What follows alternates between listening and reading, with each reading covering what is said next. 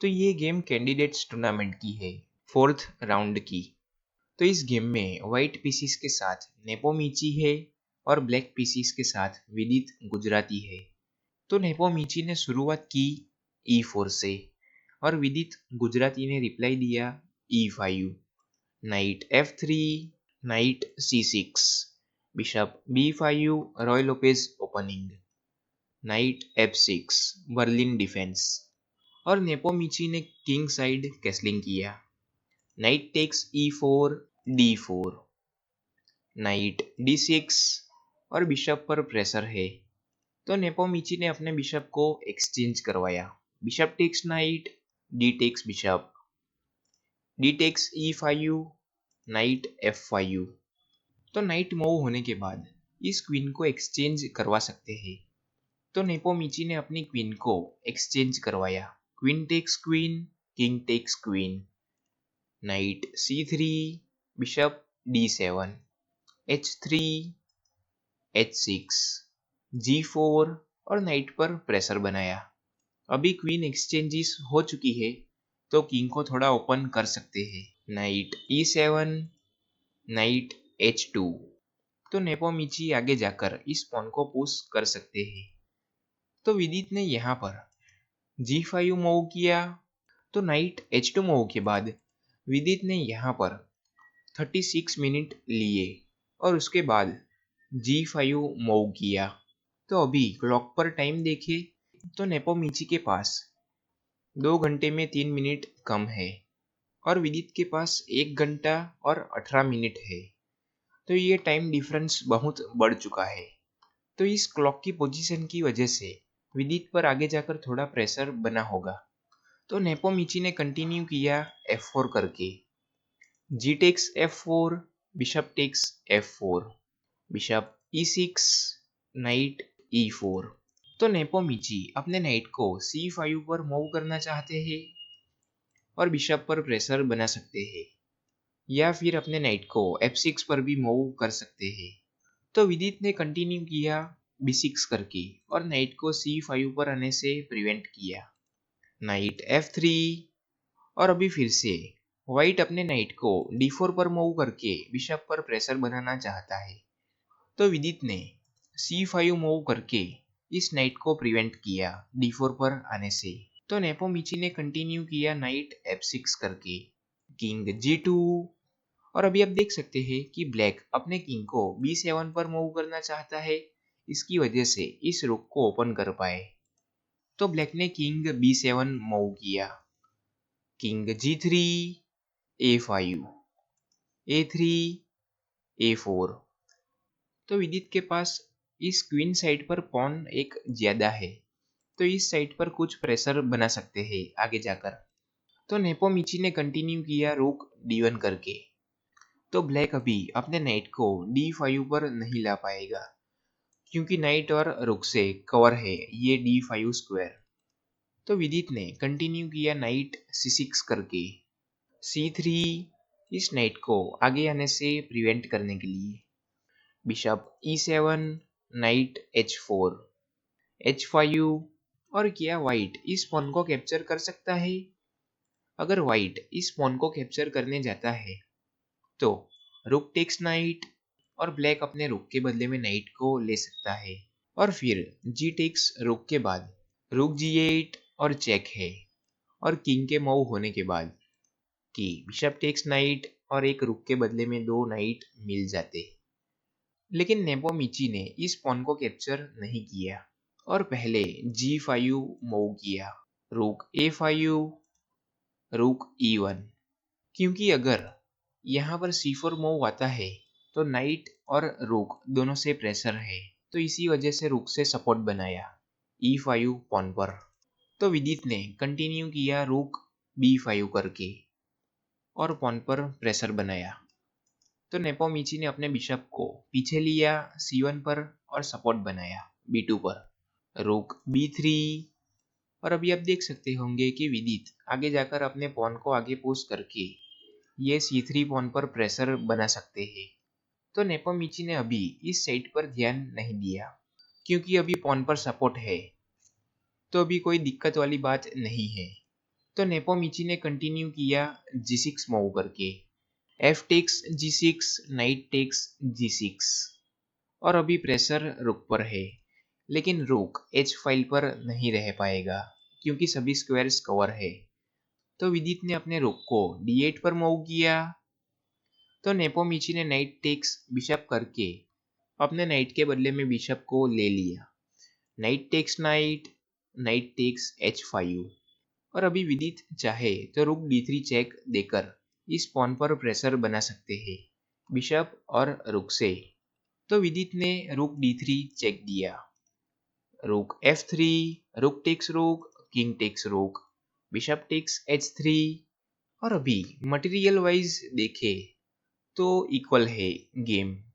लेकिन नेपोमिची का ये पॉन बहुत ही डेंजरस होने वाला है क्योंकि ये पॉन सिर्फ 3 मूव दूर है अपने प्रोमोटिंग स्क्वायर से और अभी साथ में नेपोमिची का ये रुक ओपन है और विदित का ये रुक यहाँ पर ऑकवर्ड पोजीशन में है। तो अभी ये रुक जल्दी गेम में नहीं आ पाएगा। तो नेपोमिची ने कंटिन्यू किया E6 करके और ये पॉन बहुत ही डेंजरस हो चुका है, आप देख सकते होंगे। और विदित अगर इस पॉन को कैप्चर कर लेते हैं तो विदित एक पीस डाउन हो जाएंगे। तो विदित ने पहले B5 मूव किया और जल्दी से जल्दी जितना बने अपने रुक को गेम में लाना है वापस और इस साइड पर प्रेशर बनाना है C3 पॉन पर। तो नेपोमिची ने बिशप G5 मूव करके नाइट पर प्रेशर बनाया। तो नेपोमिची अपने पॉन को जल्दी से जल्दी प्रोमोटिंग स्क्वायर तक पहुंचाना चाहते हैं और इस पॉन को छोड़ दिया, लेकिन अभी इस पॉन को कैप्चर नहीं कर सकते क्योंकि नाइट पर प्रेशर है। तो विदित ने अपने नाइट को D5 पर मूव किया और नेपोमिची ने अपने पॉन को आगे पुश करना जारी रखा E7 और अभी पॉन एक ही मूव दूर है अपने प्रोमोटिंग स्क्वायर से और एक ही रास्ता है बिशप D7। तो नेपोमिची अपनी क्वीन को प्रमोट करते हैं तो बिशप टेक्स क्वीन किया जा सकता है, लेकिन नेपोमिची ने पहले अपने रुक को D1 पर मूव करके बिशप पर प्रेशर बनाया और नाइट पर भी प्रेशर है, लेकिन ब्लैक अपने नाइट को मूव करने जाता है। तो आप देख सकते होंगे कि फिर रुक टेक्स बिशप और नाइट टेक्स रुक के बाद ये पॉन क्वीन में प्रमोट हो जाएगा। तो ये थोड़ी दिक्कत वाली बात है, तो नाइट को मूव नहीं किया जा सकता। तो विदित चाहे तो अपने बिशप को C6 पर मूव करके यहाँ पर कुछ थ्रेट बना सकते हैं और नाइट मूव होने के बाद डिस्कवर चेक बिशप से आएगा और ये दोनों स्क्वायर नाइट से कवर है।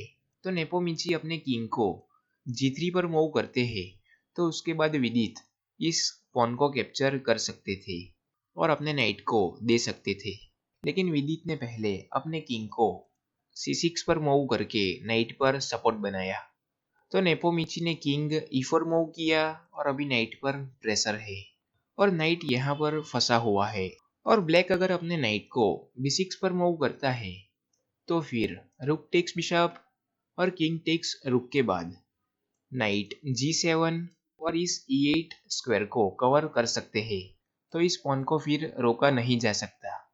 तो किंग E4 के बाद विदित ने पहले बिशप E8 मूव करके और नाइट पर प्रेशर बनाया और ये 37th मूव है और विदित की क्लॉक का टाइम 2 मिनट 17 सेकंड है और नेपोमिची की क्लॉक का टाइम 32 मिनट है। तो विदित अभी बहुत प्रेशर में है और 40 मूव के बाद 30 मिनट ऐड हो जाते हैं। तो नेपोमिची ने इस नाइट को कैप्चर किया। Rook takes knight, bishop takes knight और नेपोमिची ने वापस अपने बिशप को C1 पर मूव किया और रुक को फंसा दिया। रुक अभी बहुत भयंकर तरीके से फंसा हुआ है और साथ में बिशप पर प्रेशर बनाया। Bishop G6 check, king E5, B4 और अभी विदित यहाँ पर जल्दी से जल्दी बने अपने रुक को ओपन करना चाहते हैं। तो नेपोमिची ने अपने रुक को सेक्रीफाइस करके किंग F6 मूव किया, लेकिन इस सेक्रीफाइस को एक्सेप्ट नहीं कर सकते क्योंकि किंग टेक्स रुक करने के बाद किंग टेक्स बिशप और किंग यहाँ पर नहीं पहुँच पाता और फिर ये पॉन क्वीन में प्रमोट हो ही जाता। और फिर किंग के पास दो ऑप्शंस है। अगर ब्लैक अपने किंग को d6 पर मूव करता है तो किंग f5 और सीधा चेकमेट की थ्रेट है। और ब्लैक अगर अपने पॉन को आगे पुश करता है तो बिशप f4 चेक, और फिर किंग के पास दो ऑप्शंस है। और किंग c5 के बाद बिशप d3 चेक, और फिर किंग d5 और d6 कहीं पर भी जाए चेकमेट आ ही जाएगा। और किंग अगर d5 पर भी आता है तो क्वीन e6 और चेकमेट ही है, कोई ऑप्शन है ही नहीं। तो किंग f6 मूव के बाद विदित ने इस रुक को कैप्चर नहीं किया और पहले अपने बिशप को e8 पर मूव किया। रुक d8 और फुल प्रेशर बन चुका है। और फाइनली विदित ने इस a3 पॉन को कैप्चर किया। b takes a3, b takes a3 और अपने रुक को ओपन किया। लेकिन अभी बहुत देर हो चुकी है, तो विदित ने अपने बिशप को d7 पर मूव किया। और final move from Nepomniachtchi king f7, और इस मूव के बाद विदित ने रिजाइन ही कर दिया। तो रिजाइन की वजह यह है कि इस पॉन को अभी रोका नहीं जा सकता। तो ब्लैक अगर यहाँ से रुक टेक्स c3 मूव करके बिशप पर प्रेशर बनाता है तो नेपोमिची इस बिशप को कैप्चर कर सकते हैं। और किंग अगर कैप्चर करता है इस रुक को तो ये पॉन क्वीन में प्रमोट हो जाएगा और किंग के पास सिर्फ एक ही मूव है। और किंग d6 के बाद क्वीन e6 और चेकमेट ही है। और ब्लैक अगर इस रुक को कैप्चर ना करके रुक f3 करके चेक देता है तो फिर किंग e6 और रुक पर सपोर्ट बन जाएगा। और फिर ब्लैक चेक नहीं दे पाएगा क्योंकि बिशप से ये e3 स्क्वायर कवर है। तो नेपोमिची ने किंग f7 मूव किया और इस मूव के बाद विदित ने रिजाइन ही कर दिया।